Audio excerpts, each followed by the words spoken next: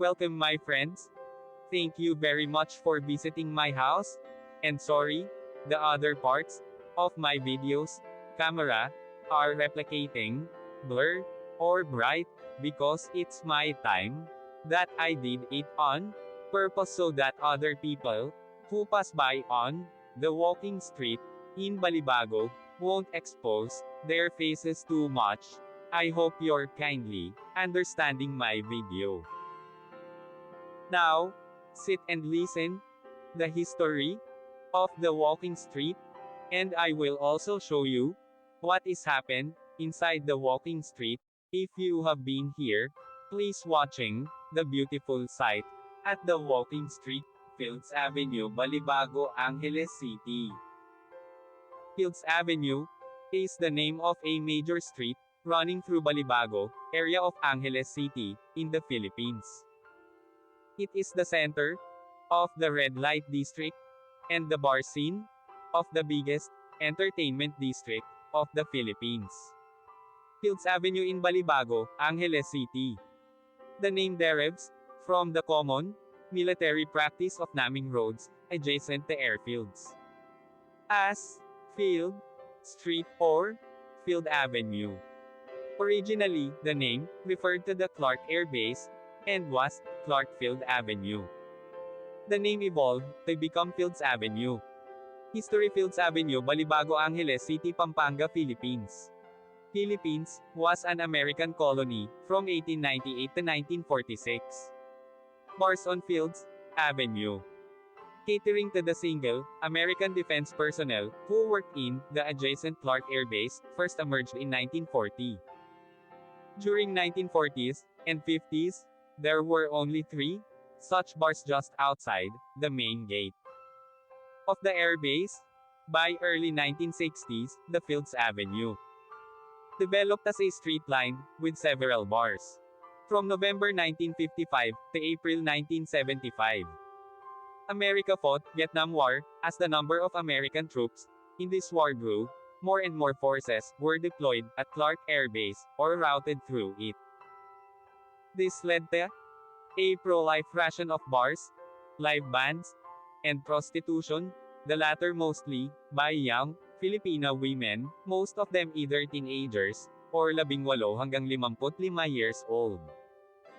By the 1970s, there were more than 150 bars and prostitution joints along Fields Avenue. This led to a mushrooming of related ancillary industries in the vicinity, namely music bands, hotels, doctors, hairdressers, and money exchange transfer services.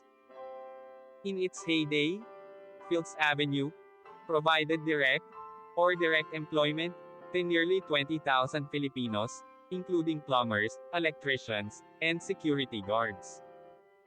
In the 1980s, though the American presence remained steady, the bars and prostitution shops continued to proliferate.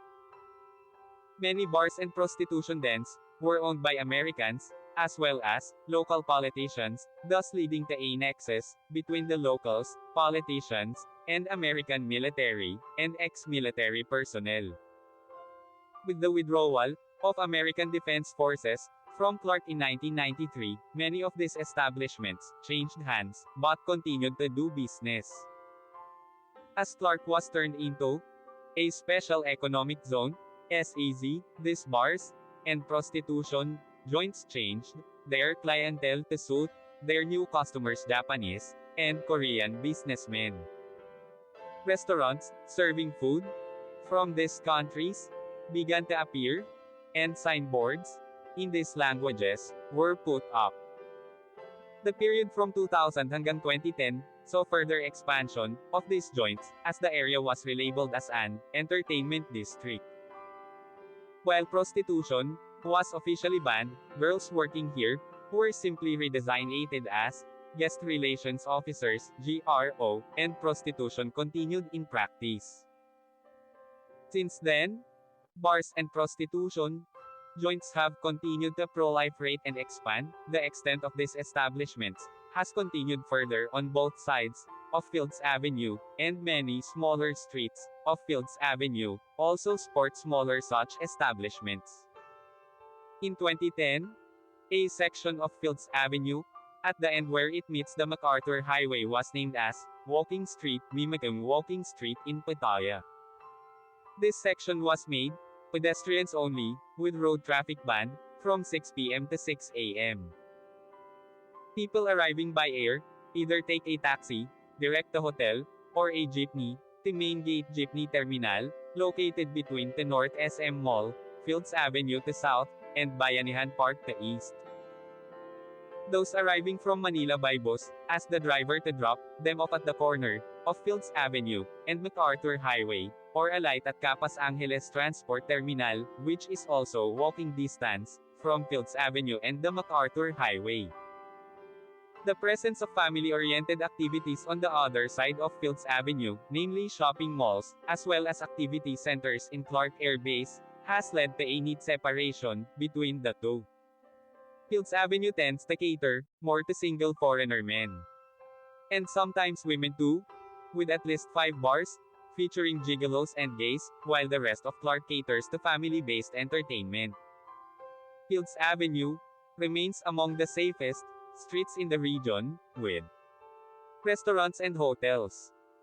Fields Avenue has the largest density of hotels in Philippines, catering to all budgets, from a large number of 2-star and 3-star hotels, right up to a select few luxurious 5-star hotels. Many of the bars and hotels in Fields Avenue have restaurants attached.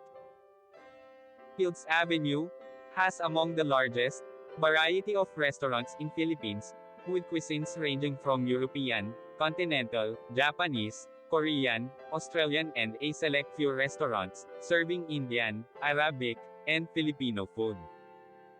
Restaurants tend to have long opening hours, most of them open late and close late, up to 4 a.m., though a reasonably number of them open early, around 7 a.m.